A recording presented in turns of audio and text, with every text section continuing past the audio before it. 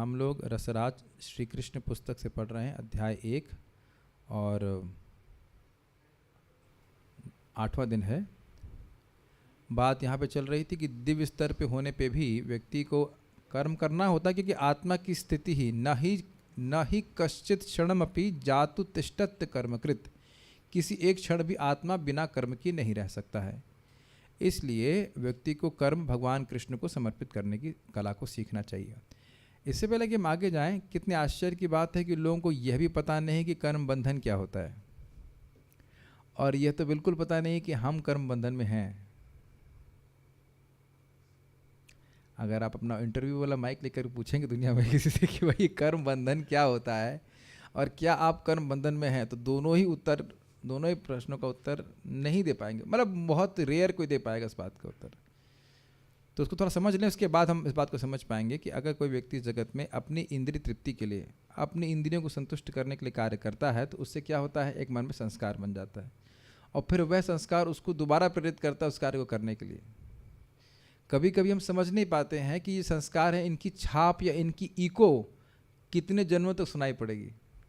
इस जन्म में अकस्मात कोई व्यक्ति कार्य कर लेता है, क्या कारण है, ऐसा नहीं होता है, वो पिछले जन्म का भी कुछ संस्कार रहता है। जन्म जन्मांतर ये संस्कार जाते रहते हैं, चलते रहते हैं, और इसी के अनुसार जीव कार्य करता है। उसको पता नहीं होता कि शास्त्र के अनुसार कैसे करना चाहिए कि संस्कार नष्ट हों, और वह जगत में बंधा रहता है, बार बार जन्म मृत्यु जरा व्याधि को प्राप्त होता रहता है। आज प्रभुपाद जी का लेक्चर सुन रहा था और प्रभुपाद जी कह रहे थे, देखिए जब तक जन्म मृत्यु जरा और व्याधि ये 4 समस्याओं का समाधान नहीं हो रहा है तो प्रगति का कोई मतलब नहीं है। जो कुछ भी ज्ञान इकट्ठा कर रहे हैं वो व्यर्थ है। जो समस्याएं थीं वो वैसी की वैसी ही बनी रहीं। क्या कहते हैं इसको, टस से मस भी नहीं हुई। सुना है आपने ये वाक्य? दवा खा रहे हैं और बुखार अगर 104 का 104 ही रहा तो उस दवा का कुछ फायदा हुआ? तो खाली कहने की दवा हुई ना, ठीक तो नहीं हुए। तो कुछ भी अगर व्यक्ति जगत में कर रहा है, अगर उसको दोबारा जन्म लेना पड़ रहा है, मरना पड़ रहा है, बुढ़ापा को प्राप्त होना पड़ रहा है, तो उसके सारे कार्य विफल हैं। और इसीलिए भागवत बोल रही है, पराभवस्तावद अबोध जातो यावन न जिज्ञासतमात्म तत्वम। हर बार जीव को हार प्राप्त हो रही है जब तक वह इस प्रश्न को नहीं उठाता कि वह है कौन। तो यहाँ पे प्रभुपाद समझा रहे थे कि कर्मों के फलों के प्रभाव से मुक्त हो सकते हैं कैसे, अपने कर्मों को कृष्ण को समर्पित करके। अब इस विज्ञान को थोड़ा समझने का प्रयास कीजिए। इसका अर्थ यह हुआ कि हम किसी दूसरे के लिए अर्थात श्री भगवान के लिए काम कर रहे हैं, इसलिए हम स्वयं किसी लाभ या हानि के लिए उत्तरदायी नहीं हैं। यदि लाभ होता है तो हमें उसका अभिमान नहीं करना चाहिए। हमें सोचना चाहिए यह लाभ ईश्वर के लिए है, और अगर हमें कोई नुकसान उठाना पड़े तो हमें सोचना चाहिए कि इस नुकसान की जिम्मेदारी हमारी नहीं है, यह काम ईश्वर का है। तब तो हम बड़े अनउत्तरदायी हो जाएंगे। उत्तर दीजिए। एक प्रश्न हम अब अपनी तरफ से उठा रहे हैं कि इस प्रकार की चेतना हो कि भाई लाभ भगवान का है, नुकसान भगवान का, हमें क्या मतलब है? एफर्ट्स तो हमारे हैं, लेकिन एफर्ट्स हमारे हैं और हमें अपनी तरफ से सिंसियर एफर्ट्स देना चाहिए। रिजल्ट से अटैच नहीं चाहिए। उसमें हो सकता है हम सक्सेस मिले, फेलियर मिले, हाँ, सफलता मिले या असफलता मिले, उसमें आसक्त नहीं होना। जो अपना प्रयास है उसमें बहुत उत्साह रहता है, लेकिन ये समझना चाहिए कि सफलता हो या असफलता हो, यह दोनों भगवान के द्वारा ही दी जा रही है। आप अपनी तरफ से पूरा प्रयास कर रहे हैं, लेकिन सफलता और असफलता जो मिल रही है उस पर आसक्त नहीं है। आप ये देखेंगे कितने आश्चर्य की बात है कि आपके सारे के सारे बॉस रिजल्ट्स देखते हैं, फल में आसक्त हैं। तुम कैसे भी करो, काम करके दिखाओ, रिजल्ट दिखा के ला के दिखाओ। Is it not? यही तो करते हैं। और भगवान कैसे बॉस है, कहते हैं तुम अपनी चेतना पे ध्यान दो, रिजल्ट पे ध्यान मत दो। कितना अद्भुत है ना। एकमात्र स्वामी ऐसे हैं जिनके लिए महत्वपूर्ण यह है कि हम किस चेतना में कर्म कर रहे हैं, और वो शुद्ध चेतना ही उस कर्म का फल है। ये समझ में आई बात? शुद्ध का भगवान को जब हम कर्म समर्पित करते हैं तो धीरे धीरे ये चेतना अपने आप विकसित होने लगती है कि हम ये कृष्ण के लिए कर रहे हैं। अगर शुरुआत में ना भी समझ में आता हो, लेकिन अर्पित करने से भी धीरे धीरे करके व्यक्ति का बुद्धि शुद्ध होती है। बड़ा इंटरेस्टिंग है ये बात।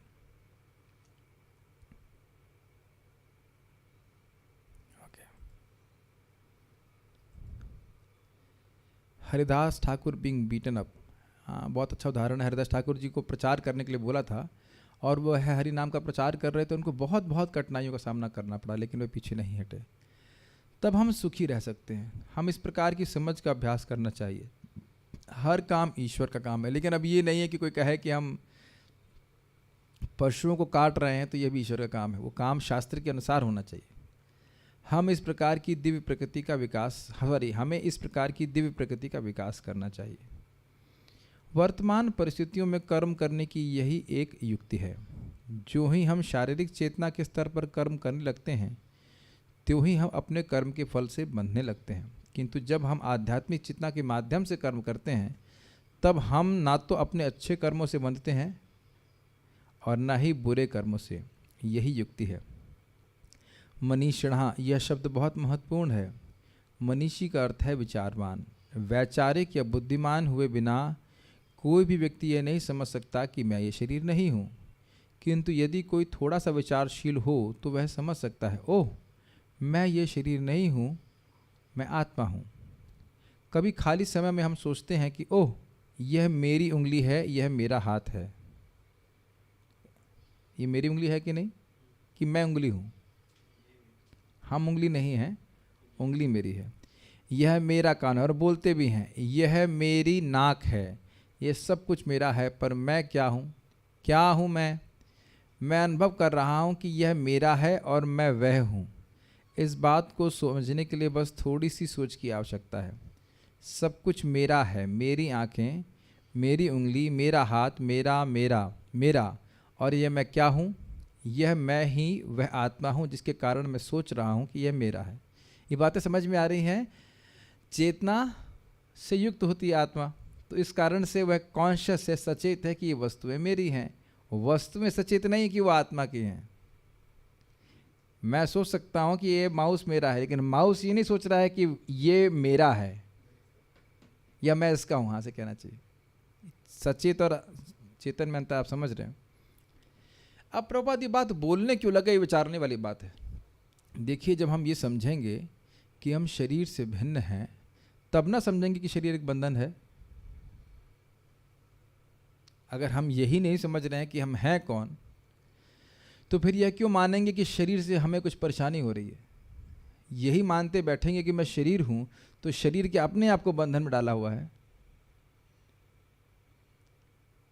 क्या कोई साकड़ बोलते हैं, साकड़, चेन अपने आप को बांधती है या चेन से किसी वस्तु को बांधा जाता है? तो वह वस्तु और चेन अलग अलग हुई कि नहीं? नहीं समझ में आ रहा है?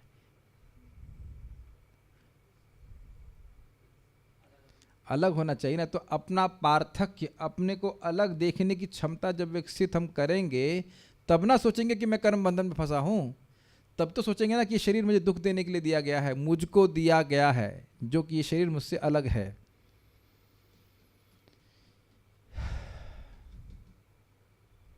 और नहीं तो पूरा जीवन व्यक्ति यही अगर सोचता रहे, यही मानता रहे कि मैं शरीर हूं, तो तथाकथित शरीर की उपलब्धियों के पीछे व्यक्ति भागता रहेगा। सोचेगा कि मैं कर्म बंधन में हूं। आप सब लोग इतना शांत हो गए, ऐसा लग रहा है कुछ समझ नहीं आ रहा है। मैं क्या कोई समझ पा रहा है मैं क्या कह रहा हूं? ओके, अमृत प्रभु को दीजिए। प्रभुपाद जी एकदम से क्यों बताने लग गए कि हम आत्मा हैं, हम शरीर नहीं है? यस, जब तक यह मूलभूत बात किसी व्यक्ति को पता नहीं होगी या जीव को पता नहीं होगा कि मैं शरीर से अलग हूँ, मैं एक सिर्फ आत्मा हूँ और यह शरीर मुझे इसलिए दिया गया है ताकि मैं दुख भोग सकूँ, तब तक वह यह नहीं समझ पाएगा कि जो कर्म मैं कर रहा हूँ ये मुझे बांधने वाला है या फिर इससे मैं मुक्त हो सकता हूँ भगवान के लिए कर्म करके। यस। तो जब शरीर जब हम अपने को शरीर ही मान रहे हैं, तो शरीर को बंधन कैसे मानेंगे? और इस दोबारा ये बंधन ना पड़े, इसके बारे में क्या विचार करेंगे? जब ये विचार आएगा कि हाँ भाई दोबारा बंधन में ना पड़े, तो प्रश्न बनेगा कि हम कैसे कर्म करें कि बंधन ना पड़े। कर्म तो करना छोड़ नहीं सकते। फिर आप सोचोगे, फिर गीता की बात मानोगे, हाँ अगर कर्म भगवान कृष्ण को समर्पित करते हैं तो बंधन में नहीं पड़ूंगा। इसलिए प्रभुपाद बात बता रहे हैं। ठीक है। ओह, लग रहा है ब्रेकफास्ट का प्रभाव हो रहा है। नहीं, everybody is with me, we are good. Okay all good, go ahead. अब प्रश्न यह उठता है कि जब मैं शरीर नहीं हूं तो फिर मैं क्यों इस शरीर के लिए कर्म करूं? मुझे अपने लिए कार्य करना चाहिए। This is difficult. अपने लिए कार्य तो कर रहे हैं, खा रहे हैं, सो रहे हैं, स्नान कर रहे हैं, अपने लिए तो कर रहे हैं, नहीं? कितना अमेजिंग है कि पूरा जगत एक साथ इसी अज्ञान में सोया हुआ है। पूछा तुम आत्मा के लिए क्या कर रहे हो, तो उत्तर शायद 0 ही होगा। और एक अच्छा उत्तर आप अपने तथाकथित भौतिकतावादी रिश्तेदारों को दे सकते हैं जो आपको बोलते रहेंगे अरे तुम कुछ कर नहीं रहे हो।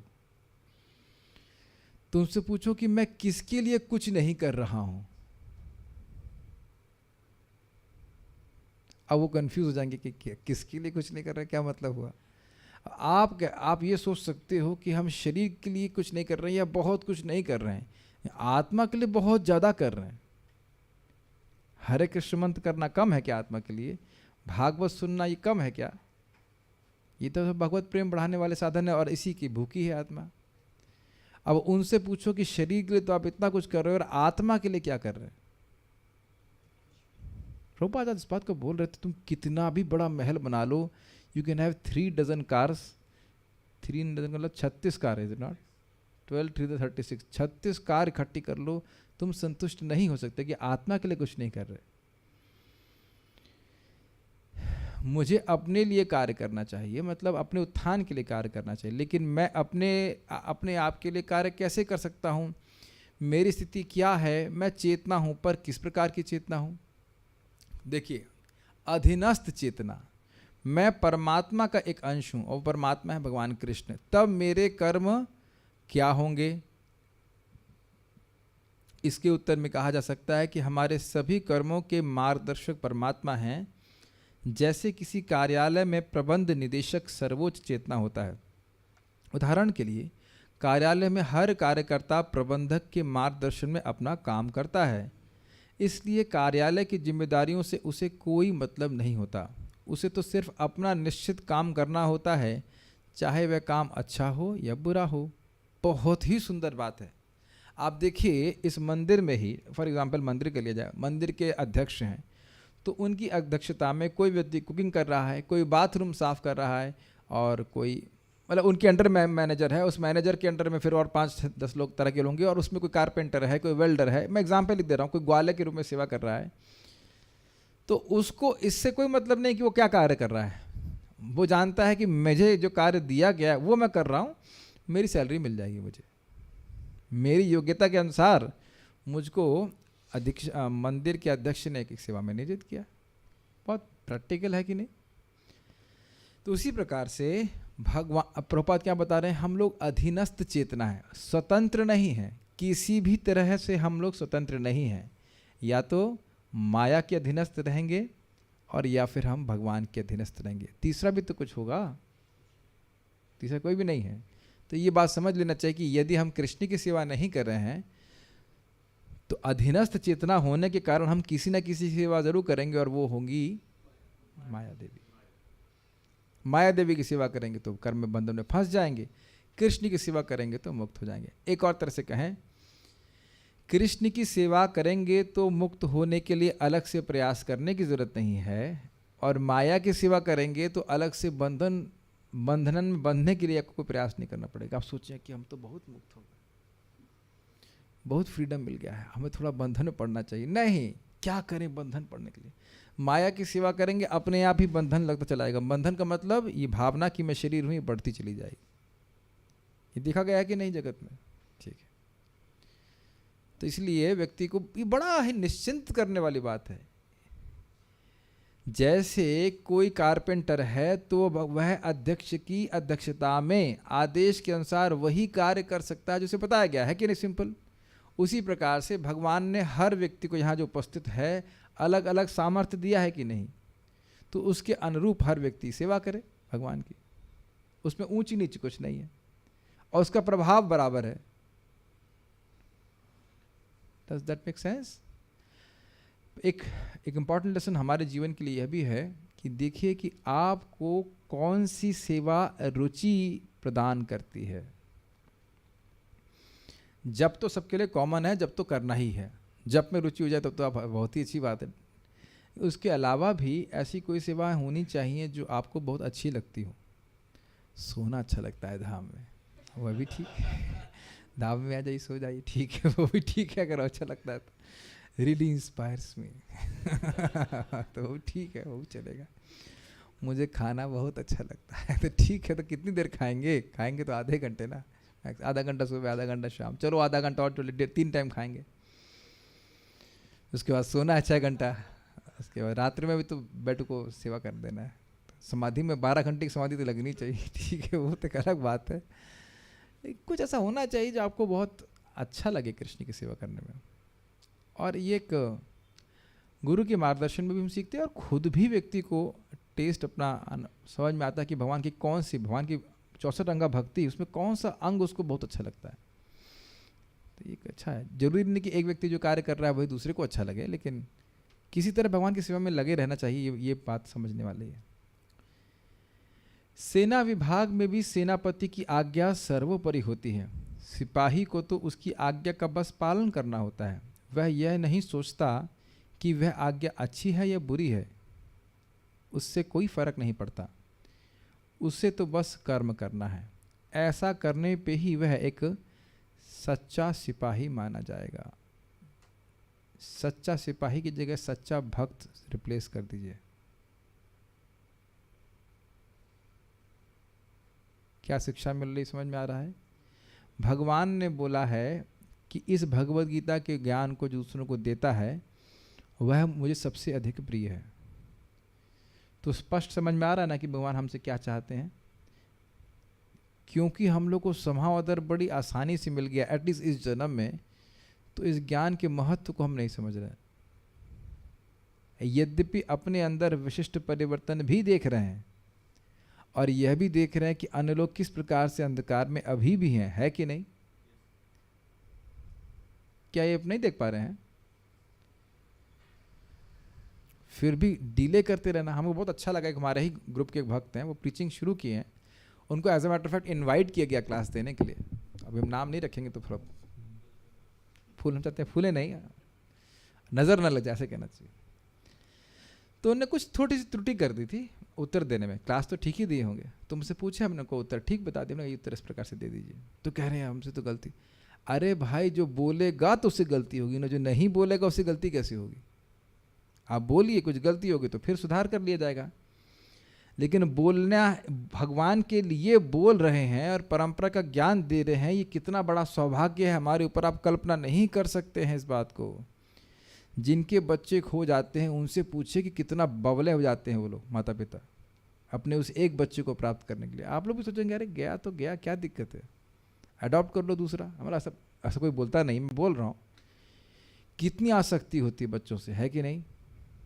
तो इस तरह से हर जीव भगवान का बच्चा है, और वो बिल्कुल क्या सकते, हम कल्पना भी नहीं कर सकते कि कितनी दुखमय स्थिति में है। तो किसी तरह से उनको बताने का प्रयास करेंगे तो बहुत बड़ी सेवा है भगवान की।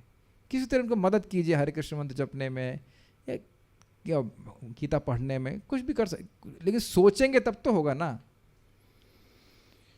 अब उसका रिजल्ट क्या आता है, वो उसको स्वीकार करता है नहीं करता, वो भगवान के और उनके बीच में है। नित्यानंद प्रभु हरिदास ठाकुर जी को बोला गया तो यही तो बोल रहे थे ना, हमको बोला गया है प्रचार करने के लिए, लोगों को जाकर बोलना है हरे कृष्ण करिए। अब वो नहीं करते हैं, स्वीकार नहीं करते, तो यह उनके और महाप्रभु के बीच में है। कुछ लिंक कर पा रहे हैं? सिपाही को बोल दिया गोली मारो, तो गोली चलाना सा काम है। अब वो गोली का चलने के बाद वो क्या राज की अवस्था क्या बनेगी, क्या होगा, उस पर वो कुछ नहीं सोचता है। यहाँ आप नहीं देखते जब उग्रवादियों को मारने के लिए कमांडोज को आदेश दिया था कि मारो, गोली चलाओ, तो वो सोचते नहीं कि ये किसका भाई है, क्या है, मारते धाए धाए गोली मारते हैं, है कि नहीं? क्यों कॉन्फिडेंस से मारते हैं? उतने कॉन्फिडेंस में घर में आके गोली चला सकता है क्या? नहीं चला सकता है। क्यों चलाते हैं बताइए? एकदम ऑर्डर मिला हुआ है, तो स्पष्ट ऑर्डर है, जा रे देखो तारे कहो कृष्ण उपदेश, अमार आज्ञा गुरु हैया तारे देश। अब यह करने से क्या कठिनाई आती है, परेशानी आती है, वो भगवान के सर पे। आप ऐसा करेंगे तो जीवन में कठिनाई आएगी। है आप ऐसी बातें बोल रहे हैं? हाँ जी बिल्कुल। आप अपना अपना जप करते रहिए, कोई दिक्कत नहीं होगी, बड़े आराम से ज़िंदगी कटेगी। लेकिन जहाँ आप कुछ प्रचार करेंगे तो कठिनाई आएगी ही।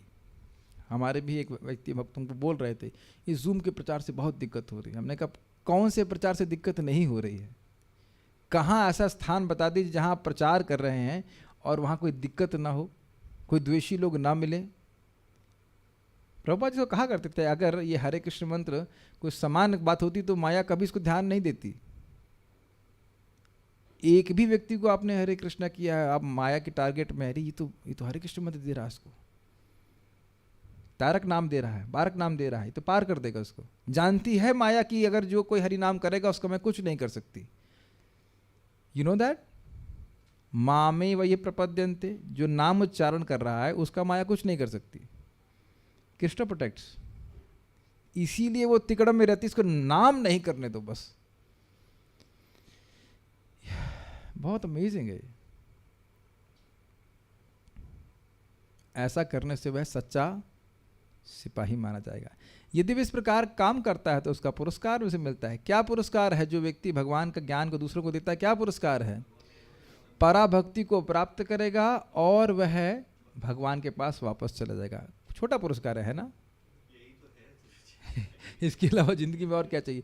और इस पर लोग बोलते हैं नहीं, जब हम शुद्ध हो जाएंगे, हम परमहंस बन जाएंगे, क्या बन जाएंगे, तब प्रचार करेंगे। तो ये कहना हुआ कि पराभक्ति प्राप्त हो जाएगी तब प्रीचिंग करेंगे। आप ये बोल रहे हो, लेकिन भगवान क्या बोल रहे हैं? प्रचार करोगे तो पराभक्ति प्राप्त हो जाएगी। भगवान ये तो नहीं कह रहे कि पराभक्ति प्राप्त हो जाए तब तुम इस ज्ञान को दूसरों को देना। मैं तो बहुत मजाक बनाता हूँ, आप इतना बोल रहे हो, जो भी व्यक्ति बोलता है प्रचार नहीं करेंगे, तो तुमको जब प्रचार करने है तो उसको पराभक्ति प्राप्त हो गई है क्या? उसको प्रेम भक्ति प्राप्त हो गई है? तुम तो पूछा था कि तुमने क्या प्रभु जी आपको प्रेम भक्ति प्राप्त हो गई है? तब तो आप पूछे नहीं, और वह आपको भक्ति देने के माध्यम बना कि नहीं बना? मेरी बात समझ रहे हैं? तो कभी कभी अपना कहते हैं ना पल्लू झाड़ने के लिए, ये वाक्य समझते हैं? पल्लू झाड़ना, ये नहीं समझते इसको आप? तो गिव अप द रिस्पॉन्सिबिलिटी ऐसे करके बहाने व्यक्ति कर लेता है। हाँ, दायित्व त्यागने के लिए। हाँ, आप ही बताओ, क्या आप लोगों ने भी कंपटीशन के एग्जाम कुछ तैयारी की हो, कुछ किया हो? कितना मेहनत से व्यक्ति पढ़ता है, 6-6 घंटा, कम से कम 2-3 घंटा तो रोज पढ़ता ही है कि नहीं भाई एग्जाम में आ जाएगा, है कि नहीं? तो अगर कह दिया जाए कि गीता का श्लोक आप तैयार कीजिए, बोलिए, 2-3-4 घंटा मान लो लग गया उसमें तैयार करने में, तो वो सफल है कि नहीं जीवन में? एक और आपको सूत्र बता दूं, एक बार आपने तैयारी कर ली, वो जिंदगी भर याद रहेगा। फिर आपको खाली देखना होगा श्लोक, आप फट से बोल सकते हैं। एक बार तैयार करना होता। शुरुआत में पता मैं कैसे लेक्चर देता था? जो बोलना था वो भी लिख लेता था जो बोला ये ताकि फ्लो पूरा बना रहे। And then Krishna empowers you. एक एक पॉइंट ये इस पे ये बोलना चाहिए पूरा स्क्रिप्ट तैयार रहता। मैंने सुना है कमल लोचन प्रभु को पहला लेक्चर तैयार करने में 1 हफ्ता लगा था, 1 वीक। अभी देखिए कितना सुंदर प्रवचन प्रभु जी करते हैं, अद्भुत फ्लो एकदम, देखिए कितना सुंदर आता है। सबसे बड़ा पुरस्कार है वह कृष्ण, उनसे प्रसन्न हो जाते हैं, उसे पद और सम्मान मिलता है। हमें वो सब नहीं चाहिए, पर मिलता है हमका मतलब भक्तों को, पर वह उसकी भी परवाह नहीं करता। सेनापति उससे क्या। हाँ, इंटरेस्टिंग है। अगर आप सच्चे सैनिक की चेतना को देखिए, जब वो युद्ध कर रहा होता है तो परमवीर चक्र के बारे में नहीं सोच रहा होता है। अच्छा, ये गोली वहां मारूंगा तो कितना बड़ा चक्र मिलेगा। आप समझ रहे हो? एक उत्साह है युद्ध का। युद्ध में आदमी ये नहीं सोच रहा मुझे चक्र कौन सा मिलेगा। अगर वो चक्र सोचने लग जाएगा तो चक्र पे गोली मारेगा, है कि नहीं? सामने वाले उग्रवादी से तो लड़ नहीं पाएगा ना। लेकिन वह चक्र या सम्मान तो उसे अपने आप प्राप्त होता है। काफी इंटरेस्टिंग बात है। यानी कि कृष्ण को संतुष्ट करना ये भक्त का ध्येय है, गोल है। क्या पुरस्कार मिलेगा वो तो कृष्ण की तरफ से देते ही हैं। तो कौन सा कृष्ण क्या आपकी सेवा को ध्यान नहीं रखेंगे? कभी आप लोग सोचते हो कि एक एक नाम आपका शाश्वत रूप से कृष्ण याद रखेंगे? जो भी आप हरे कृष्णा कृष्णा कृष्णा हरे हरे, हरे राम राम राम हरे हरे। कितना सुंदर बात है। आप लोग बहुत इस पर मनन करेंगे ना तो बहुत उत्साह रखता है। इस शरीर को छोड़ देंगे तो कौन हमको याद रखने वाला है? हम किसको याद रखने वाले हैं, है कि नहीं? लेकिन जो भी हमने भक्ति का कार्य किया है कृष्ण के लिए, वो हमेशा के लिए कृष्ण से याद रखेंगे, और उनका याद रखना बहुत महत्वपूर्ण है। मान लो इस जगत में आपको याद भी रखे जिस रूप में हम दिखाई पड़ते हैं, तो हो क्या जाएगा उससे?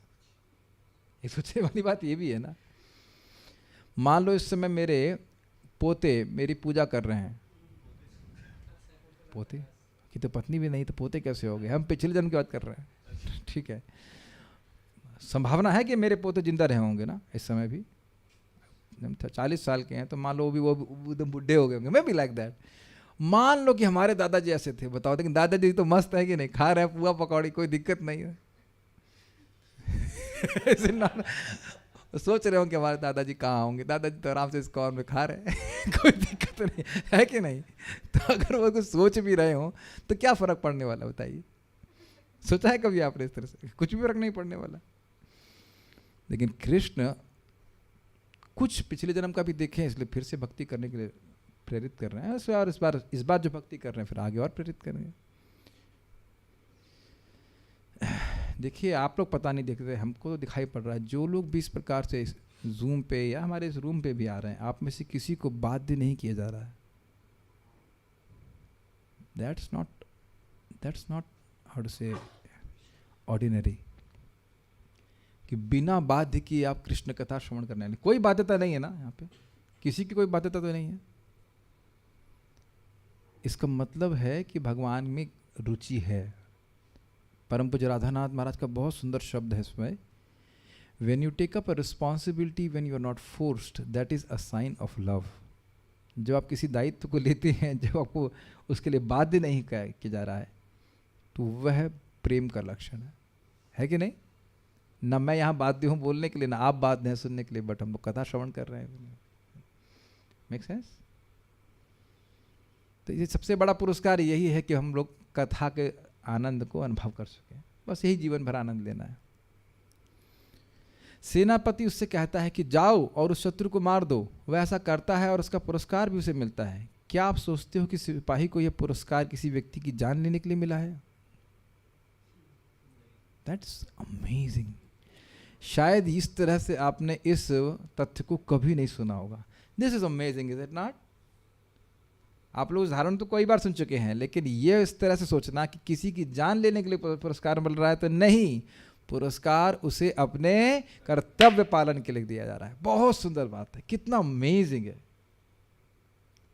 ठीक इसी प्रकार श्रीमद् भगवद गीता में भगवान श्री कृष्ण अर्जुन को निर्देश दे रहे हैं, श्री कृष्ण सर्वोपरि आत्मा परमात्मा है, मैं आत्मा हूं उस परमात्मा का एक अंश, इसलिए मेरा कर्तव्य है कि मैं वैसा ही करूं जैसा कि मुझे परमात्मा से आदेश मिलता है। उदाहरण के लिए, मैं ये सोचता हूं कि मेरा हाथ मेरे शरीर का एक भाग है, वह अपने ढंग से कार्य कर रहा है, जैसे मैं चाहूं मेरे हाथों को, पैरों को और आँखों को काम करना चाहिए। इस प्रकार मैं अपने अंगों को आदेश देता हूं और वे उसका पालन करते हैं। अतः जिस प्रकार हमारे अंग हमारे शरीर के भाग हैं, उसी प्रकार हम भी उस परमात्मा के अंश या भाग हैं। बहुत अच्छी बात है। जब हम उस परमात्मा की इच्छा के अनुरूप कार्य करने के लिए अपने आप को प्रशिक्षित करेंगे, तब हम सब अच्छे और बुरे कर्मों से ऊपर उठ जाएंगे। यही सही तरीका है। बहुत सुंदर बात है। एक शिक्षा, पहली चीज़ देखिए, मैं अपने, थोड़ा सा ड्रामा करना पड़ेगा, रुकिए, मैं अपने हाथ को ऐसे उठा रहा हूँ और देखिए स्क्रीन के सामने लेके आ रहा हूँ, दिखाई पड़ रहा होगा मेरा हाथ, और ये माउस मैंने आपके सामने कर दिया, ठीक है, और फिर मैंने ऐसे कर दिया। घबराई मत, मैं कुछ ड्रामा नहीं कर रहा हूँ मैं खाली ये बोल रहा हूँ कि मैं से अपने हाथ को ऊपर नीचे से कर रहा हूँ, तो ये मानते हैं कि मेरा हाथ इंडिपेंडेंटली कार्य नहीं कर रहा है, पूरे शरीर के शक्ति के अनुसार कार्य कर रहा है। पहली शिक्षा, मेरा हाथ स्वतंत्र नहीं है कुछ करने के लिए, ऊपर नीचे कुछ भी कुछ कर रहा है। मेरा हाथ के पीछे पूरा शरीर का शक्ति लगी हुई है। ये याद रहेगा शिक्षा। और दूसरा, हाथ मेरे अनुसार कार्य कर रहा है, तो मेरे पूरे प्रयास से और मेरे अनुसार कार्य कर रहा है, तब तो ये मेरा हाथ है। और आप देखेंगे कि ऐसे हाथ के लिए जो मेरे शरीर से जुड़ा हुआ है और मेरे अनुसार कार्य कर रहा है, छोटा सा भी कोई असुविधा इस हाथ की होती है तो उसके लिए व्यक्ति हजारों रुपए खर्च करने के लिए तैयार है, क्योंकि ये मेरा हाथ है। लेकिन अगर ये हाथ कट करके कहीं और गिर जाए तो वह सड़ने लगता है, न तो वह कार्य कर सकता है कि शरीर से जुड़ा नहीं है, और उसकी कोई वैल्यू नहीं होती, वह तुरंत ही सड़ना शुरू कर देता है। ये प्रभुपाद जी इस बात को बोल रहे हैं। उंगली को उदाहरण देते हैं, हम हाथ का दे रहे हैं एग्जाम्पल। Do you agree? आपने देखा है उंगली में हल्का सा पक जाता है तो व्यक्ति कितना कितना पैसा खर्च करता है, लेकिन अगर उंगली कट करके भी कहीं गिर जाए तो उसको उंगली की कोई वैल्यू नहीं है कि नहीं? उसी प्रकार से जब जीव भगवान की आज्ञा के अनुसार कार्य करता है तो कैसे कार्य कर रहा है? मानो वह साक्षात भगवान का अंग हो। और अगर हम भगवान की आज्ञा के अनुसार कार्य कर रहे हैं और कुछ अच्छा कार्य कर पा रहे हैं तो क्या समझना चाहिए? इसके पीछे भगवान की शक्ति है, हम कुछ नहीं कर पा रहे हैं। Does that make sense? भगवान हमसे कुछ कराना चाहते हैं। वंदे नंताद्भुत ऐश्वर्यम श्री चैतन्य महाप्रभुम नीचोपि यत् प्रसादात् स्यात् भक्ति शास्त्र प्रवर्तकः। अद्भुत अनंत ऐश्वर्य है चैतन्य महाप्रभु का कि उनकी कृपा से नीच व्यक्ति भी भक्ति शास्त्र का प्रवर्तन करने में समर्थ हो सकता है। ठीक है? तो अच्छे और बुरे कार्यों का कोई मतलब नहीं है। क्यों मतलब नहीं है? आप समझे ना उदाहरण? हाथ स्वतंत्र नहीं है कार्य करने के लिए, हाथ पूरे शरीर के प्रयास से और आज्ञा से कार्य कर रहा है। तो अच्छा बुरा हाथ के लिए तो कोई अच्छा बुरा नहीं है। यही सही तरीका है। अब इस विधि के पालन का नतीजा क्या होगा? नतीजा यह होगा कि हम जन्म और मृत्यु के बंधन से मुक्त हो जाएंगे। क्या श्लोक है? शुभाशुभ फलैरेवं मोक्ष से कर्म बंधनई संन्यास योग युक्तात्मा विमुक्त माम उपैषसी। शुभ और अशुभ दोनों कर्मों के बंधन से तुम मुक्त होकर के संन्यास योग में स्थित होकर के मुझको प्राप्त कर लोगे। तो यह केवल पुरुषों के लिए है। संन्यास के बारे में बात हो रही है ना? नहीं, क्या बात करें? माता जी को संन्यास मिलता है क्या? देखो श्लोक में क्या लिखा है? संन्यास योग युक्त आत्मा। अर्जुन को बोल रहे हैं। अर्जुन माता जी हैं क्या? अर्जुन प्रभु जी हैं। तो उसमें लिखा है संन्यास योग से युक्त होकर के तुम मेरे पास आओगे। आओगे बोला है, आओगी तो बोला नहीं है। तो आप समझ रहे हैं कि ये भगवान यद्यपि अर्जुन को बोल रहे हैं लेकिन उपलक्षण से सभी इंसानों पे घटित होगा। कोई भी व्यक्ति संन्यास ले सकता है। You know what? It's very easy. अपने हर कर्म को भगवान श्री कृष्ण से कनेक्ट करने की कला को सीखना चाहिए। ठीक है? और कितना आसान है ना एक्चुअली। क्या प्रभुपाद जी ने प्रैक्टिकली नहीं सिखाया? सुबह उठ करके क्या बताया प्रभुपाद जी ने? चाय पीना चाहिए सुबह उठते, बेड टी नहीं। सुबह उठते ही बोला मला नहीं, सब पहले बोला सुबह उठो, स्नान करो, मंगल आरती जाओ, जप करो, इत्यादि इत्यादि। तो सुबह से ही हर क्रिया भगवान को समर्पित करना हम सीख रहे हैं। प्रभाव क्या है? जन्म और मृत्यु के बंधन से मुक्त हो जाएंगे। कितना इजी है! आपको इजी नहीं लगता ये? ना कोई तपस्या, ना कोई पर्वत में जाना है, ना पत्ते चबाने हैं, लेकिन आप आसानी से मुक्त हो सकते हैं। हम सभी लोग हो सकते हैं। ना और जन्म, ना और मृत्यु। तो ये है ना सोल्यूशन। पूरे जगत में जिसके पास कोई सोल्यूशन नहीं है प्रॉब्लम का, भगवद गीता सोल्यूशन को दे रही है। आधुनिक वैज्ञानिक तथा दार्शनिक जन्म, मृत्यु, जरा और व्याधि, इन चार चीज़ों के बारे में कुछ नहीं सोचते हैं। वे इनको अलग रख देते हैं। सोचते हैं हम वर्तमान को भोगना चाहिए और आनंद उठाना चाहिए। परंतु मानव जीवन का उद्देश्य है जन्म, मृत्यु, जरा और व्याधि के बंधन से मुक्ति पाने का उपाय ढूंढना। इंग्लिश में कहते हैं don't beat around the bush. इसका अर्थ समझते हैं? झाड़ी की ओर, झाड़ी के चारों ओर ऐसे झाड़ू लेके दर दर दर करते रहे, झाड़ी पे नहीं मारना। मुख्य बात यह है कि इंसान जीवन प्राप्त करके व्यक्ति जन्म मृत्यु के चक्र से मुक्त हो जाए। उसका कोई भी इस पर समाधान नहीं सोच रहा है। समाधान की बात छोड़ दीजिए, क्या इसको एक समस्या के रूप में चिन्हित किया गया है? अब तक नहीं किया जा रहा है। जब समस्या ही नहीं मानी जा रही है तो समाधान क्या देंगे बताइए? और अगर समस्या मान भी लिया जाए तो उनके पास समाधान क्या है? समाधान यही है कि बुढ़ापे को यहाँ गाल से खिसका के गले में ले आएंगे। तो मृत्यु कहाँ खिसकाओगे? हाँ, उम्र बढ़ाने का प्रयास कर रहे हैं, लेकिन ऐसा नहीं कि आप मृत्यु को टाल देंगे। प्रभुपाद जी कहते हैं कि जन्म को भी तो नहीं रोक पा रहे हैं। वो कितना क्या जनसंख्या नियंत्रण के बहुत से प्रयास किए गए, लेकिन फिर भी पैदा होने की लोग पैदा हो ही रहे हैं। जन्म को भी तो नहीं रोक पा रहे हैं, बताइए। मृत्यु को रोकने का तो प्रश्न ही नहीं होता। एक भक्त लोग मजाक करते हैं, what is the death rate? कहते हैं 100%। 100% जो आया वो मरेगा। Simple, death rate is 100%। परंतु तो ये हो गया, यदि किसी सभ्यता ने इन चारों समस्याओं से मुक्त होने का हल नहीं ढूंढा है तो वह मानव सभ्यता नहीं है। मानव सभ्यता का उद्देश्य है इन चारों समस्याओं के पूर्ण समाधान का मार्ग ढूंढना, अर्थात दोबारा जन्म ही नहीं हो, क्योंकि जन्म अगर होगा तो मृत्यु होगी, ये बात है। श्रीमद् भगवद गीता में भगवान श्री कृष्ण कहते हैं कर्मजम बुद्धि युक्तः। कर्मजम का अर्थ है जहाँ क्रिया होगी वहाँ उसकी प्रतिक्रिया भी होगी। यदि कोई बुरा कर्म करेगा तो उसकी बुरी प्रतिक्रिया भी होगी, किंतु प्रतिक्रिया चाहे अच्छी हो या बुरी, आध्यात्मिक दृष्टिकोण से देखा जाए तो वह दुखी है। मान लीजिए कि अपने पूर्व जन्मों के अच्छे कर्मों के कारण मुझे अच्छा जीवन, सुंदर शरीर और उच्च शिक्षा मिली है। मेरे पास ये अच्छी चीज़ें भले ही हों, पर इसका अर्थ यह तो नहीं हुआ कि मैं भौतिक दुखों से मुक्त हो गया। जन्म, मृत्यु, जरा और व्याधि, बुद्धिमान लोगों को बुखार थोड़ा ना होता है, और पैसे वालों को तो बुढ़ापा आता ही नहीं है कि नहीं? तब जानते हैं कि चारों समस्याएं सबको बराबर से सताती हैं। चाहे अंबानी के यहाँ भी कोई व्यक्ति पैदा हो या अंबानी जी स्वयं माँ के गर्भ से ही होकर के आए हैं, दैट सफरिंग इज देयर। चाहे मैं धनवान हूँ, सुंदर हूँ, सुशिक्षित हूँ, बड़े परिवार में जन्मा हूँ, चाहे कुछ भी क्यों ना हूँ, फिर भी मैं मृत्यु, जरा और व्याधि से बच नहीं सकता। इसलिए हमें शुभ और अशुभ किसी भी प्रकार के कर्मों को कोई महत्व नहीं देना चाहिए। हमें केवल आध्यात्मिक कर्मों से ही संबंध रखना चाहिए। बड़ा स्पष्ट है, सब भक्त लोग समझ रहे होंगे। केवल वही हमें जन्म, मृत्यु, जरा और व्याधि से बचा सकते हैं। जैसे इस समय का आध्यात्मिक कर्म हो रहा है, भगवान के बारे में चर्चा हो रही है, यही हमारे जीवन का उद्देश्य होना चाहिए। अब ये हमें बार बार सुनने की क्यों जरूरत है? क्योंकि we forget this point, simple point, कि हमने जितना संभव हो सके आध्यात्मिक कर्म ही करने हैं, ताकि हमें कर्म बंधन नहीं लगे, शुभ या अशुभ, और ताकि दोबारा हमारा जन्म नहीं हो। क्लियर? हमें अच्छी या बुरी किसी भी प्रकार की वस्तुओं की लालसा नहीं करनी चाहिए। अब आप कहोगे नहीं पर मुझे लालसा तो है।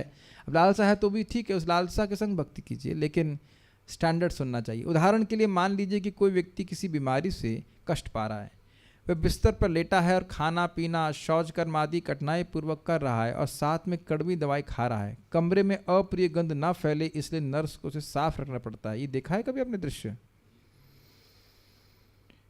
प्राय सबके संग होता है, अगर आप इतने भाग्यवान नहीं है कि मंगल आरती जाते समय शरीर छोड़ दें।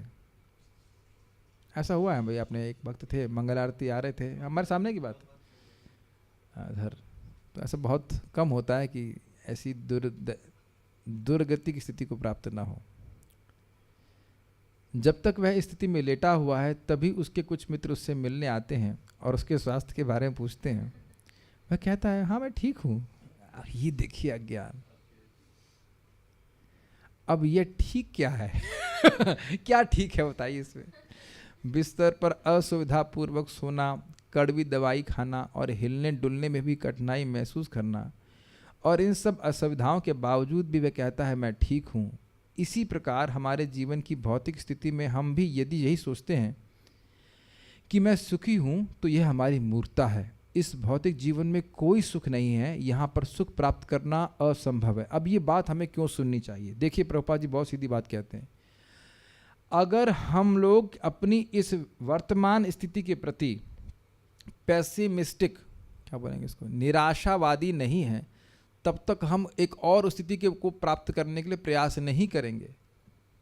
अगर अपना ही घर अच्छा लग रहा है तो फिर और उससे श्रेष्ठ घर बनाने की प्रयास क्यों करेगा? अगर जो जॉब कर रहे हैं वही अच्छा लग रहा है तो श्रेष्ठतर जॉब क्यों प्राप्त करेगा? क्या ये बात आप दुनिया में देखते हो कि नहीं? हाँ या ना? अब अगर यही जगत अच्छा लग रहा है कि यहाँ हम सेटिस्फाइड हैं, कोई कठिनाई ऐसे हमको नहीं लग रही है, तो क्यों भगवान के धाम जाने के बारे में सोचेगा? ये प्रपात बता रहे हैं। इस स्थिति में हाँ, स्पिरिचुअल लाइफ में be difficult but material life is impossible. बहुत सुंदर, ये हमने एक बेस में भी पढ़ा था, नोएडा के बेस में, बहुत अच्छा हमको लाइन लगी थी। ये हो सकता है कि सुबह उठना, जाप करना सब कुछ शायद कठिन लगे, लेकिन आप देखेंगे कि भक्ति करते रहेंगे तो भौतिकतावादी जीवन जिसमें केवल भोग करने का प्रयास व्यक्ति कर रहा है, यह तो असंभव हो जाएगा। और आप ये देखेंगे कि ऐसा नहीं कि इस समय हम लोग को भक्ति का बहुत बड़ा सुख प्राप्त हो गया है, लेकिन भौतिकतावाद का की नीरसता का प्रकाशन हो गया। मेरी बात समझ में आ रहा है? एकदम स्पष्ट समझ में आ रहा है कि भोग करने से व्यक्ति सुखी नहीं हो रहा है। This is very very clear for a साधक। स्थिति में हम जानते ही नहीं कि सुख क्या है, इसलिए विशेष रूप से मनीषिणः अर्थात विचारवान शब्द का प्रयोग किया गया है। हम कुछ बाहरी और बनावटी साधनों से सुख प्राप्त करना चाहते हैं, पर ऐसा सुख कब तक रहेगा? यह सुख अधिक समय तक नहीं टिकेगा। हम वापस दुख की स्थिति में आ जाएंगे। क्या है दुख की स्थिति? पहली दुख की स्थिति कांक्षा, इच्छा, अर्थात ग्लानि। हमारे पास ये नहीं है, हमें चाहिए, और फिर वो वस्तु प्राप्त हो जाती है। और प्राप्त हो जाती तो दो बहुत सारे केस बन जाएंगे। एक केस होगा पर्याप्त मात्रा में नहीं मिली, भोग नहीं पाए, पर्याप्त कम दिया गया। मान लो रसगुल्ला खाने की इच्छा है तो इच्छा दुख। अब रसगुल्ला मिला, कहें लिमिटेड है, एक ही मिलेगा। अच्छा ठीक है, कंजूस है, लो एक ही दे रहे हैं।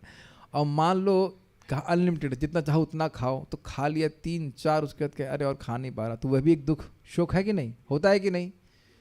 कई बार अच्छी जगह प्रसाद खाने को मिलता है, वैसे तो प्रसाद है, लेकिन खाली बोल रहा हूँ खाने की दृष्टि से देखें तो, अरे यार इतना अच्छा बना, पेट भर गया, सारे आठा मन नहीं भरा, सारे आइटम में, तो वह भी दुख है कि नहीं?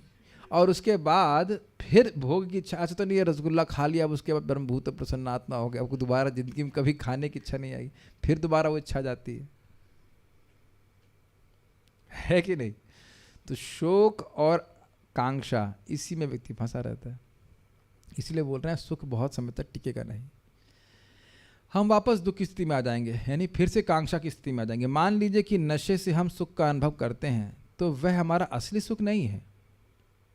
ये बहुत सिंपल लगता है। अभी हमें व्यक्ति को जान रहे हैं, बस घर की कुछ कठिनाई आई, दारू पीने चले गए। हमने कहा ये क्या तरीका हुआ भाई? हमने कहा आप दारू पीने चले गए तो घर की समस्या सॉल्व हो गई क्या? ऐसा तो होता नहीं है। मान लीजिए कि मुझे क्लोरोफॉर्म सुखाकर बेहोश कर दिया गया है, जिसके कारण मैं ऑपरेशन का दर्द महसूस नहीं कर रहा हूँ, पर इसका अर्थ यह नहीं हुआ कि मेरा ऑपरेशन नहीं हो रहा है। यह सब बनावटी चीज़ है। वास्तविक सुख और वास्तविक जीवन भी विद्यमान है। श्रीमद् भगवद गीता में जैसा कि भगवान श्री कृष्ण ने आदेश दिया है, विचारवान व्यक्ति अपने कर्मों के फल का त्याग कर देते हैं। कर्मजम बुद्धि युक्ता ही बुद्धि योगा, कर्मजम बुद्धि युक्ता ही मनीषिणः से करके आ रहा है, इसीलिए प्रभात बार बार मनीषिणः बोलते हैं। फलम त्यक्त्वा मनीषिणः, कर्मजम बुद्धि युक्ता ही फलम त्यक्त्वा मनीषिणः। जो मनीषी व्यक्ति है वो समझ रहा है, विचारवान व्यक्ति कि इस जगत का सुख का कोई प्रयोजन नहीं, इस जगत का सुख महत्वपूर्ण नहीं है, इसलिए फलों को त्यागता है। कर्म कर रहा है लेकिन फल भगवान को समर्पित कर रहा है। समझने का थोड़ा प्रयास कीजिए। जैसे मान लीजिए कोई अग्निहोत्र यज्ञ किया, ठीक है किया, अब इससे आपको स्वर्ग की प्राप्ति भी हो सकती है यदि आपकी इच्छा है। और अगर आपने कहा नहीं इसका फल मुझे नहीं चाहिए, ये फल भगवान को समर्पित है, तो आत्म साक्षात्कार प्राप्त हुआ। अब समझ में आया? मनीषी मतलब बुद्धिमान व्यक्ति की मैं आत्मा हूं, मैं भगवान का अंश हूं, मैं शरीर नहीं हूं। तो जो व्यक्ति अपने को शरीर मानेगा वो उसी यज्ञ के लिए को सकाम भावना से करके स्वर्ग जाने की इच्छा करेगा। फंसा कि नहीं फंसा? लेकिन अगर उसने कहा कि नहीं मैं तो आत्मा हूं, इस यज्ञ को कर रहा हूं ताकि भगवान संतुष्ट हो जाए, भगवान को समर्पित किया, तो उसको आत्म साक्षात्कार प्राप्त हो जाएगा। यही बात बोल रहे हैं। फलम त्यक्त्वा मनीषिणः, बार बार प्रभुपाद करें मनीषी जो बुद्धिमान व्यक्ति है। श्रीमद् भगवद गीता में जैसा कि भगवान श्री कृष्ण ने आदेश दिया है, विचारवान व्यक्ति अपने कर्मों के फल का त्याग कर देते हैं क्योंकि वे आत्मज्ञान के स्तर पर आसीन होते हैं। यही बात समझा रहा था आप लोगों को। इसका नतीजा यह होता है कि जन्म मृत्यु जरा और व्याधि के बंधन का अंत हो जाता है। इस अंत को हम परमानंद के भंडार रसराज श्री कृष्ण के साथ जुड़ने से पा सकते हैं। वास्तव में वहीं पर सच्ची खुशी है जो हमारा लक्ष्य है। तो इस प्रकार से व्यक्ति अगर कर्मों को भगवान कृष्ण को समर्पित करता है तो भगवान के पास पहुंच जाएगा। Okay, so we end here.